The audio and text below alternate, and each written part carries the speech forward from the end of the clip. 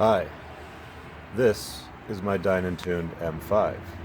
I've noticed the last 6 months that I've had it from forum posts that a lot of BMW enthusiasts don't like Dinan. Here's why. My brothers from another mother.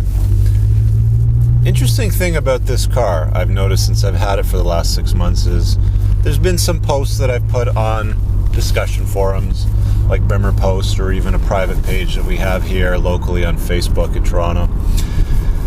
And whenever there's a video or a comment posted, there's always a flurry of people that come along and just say, well, Dinan sucks. You don't get what you pay for. It's overpriced. The quality of the stuff is, you should have bought, fill in the blanks with quotations here. And quite often they're talking about some sort of piggyback tune or a different kind of tune. Now the badge that I just showed you on the trunk, you don't just buy from Dinan. It's kind of like a level up earn. You have to have a certain number of components on your car. And in the past, Dinan has commanded a prestigious premium. Not because of price or because of the quality of the materials, but it was just considered a good quality BMW tuning product. There's a recent video that Matt Farah did on the smoking tire, which I'll put in the low bar, where he's driving an S2 E46 M3 that he loved. I haven't driven one. I have a friend that's got one across the country, and he loves the car as well. His is an S3.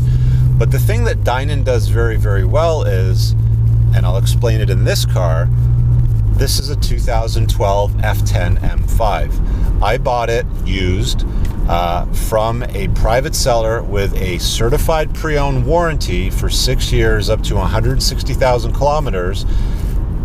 It's warranted with 700 horsepower practically. Now, it's not just software tuning, it's a carbon fiber intake, it's upgraded lightweight wheels that are wider, a muffler section, and a few other tits and tats here.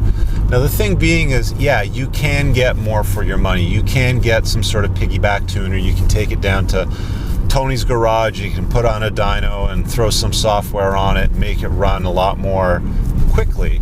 But my experience with tuning in the past hasn't been the greatest. I had it tuned, a turboed WRX. Obviously, most of you guys know, if you're a car enthusiast, what that is in the past. And I brought it in, I had it tuned, it worked great, car was reliable, but it was never silky smooth. It was never glass smooth in the way the engine would run through its revs. Sometimes there's hesitation where you would pull and you would kind of like hesitate and then pull. And they have to work those things out, and they don't always get it just right. These cars can get tuned well over 850 horsepower on the stock turbos with just, you know, a downpipe upgrade and some muffler and intake work and software. It's pretty straightforward. But things start to break on the M5 when you start throwing that much power into it, namely the drive shaft. Anything after the engine. The engine can take more than 800 horsepower. It's usually things around 800 horsepower start to break, it seems, from what I've gathered. So yes, folks, you can get a lot more bang for your buck. You can get a lot more for your money than you can with a Dinan. Now, I didn't pay the $21,000 or $22,000 premium for all the stuff that's in this car. You can see that in a video I'll link up on the top right on what 20 odd grand of components look like on a Dinan M5.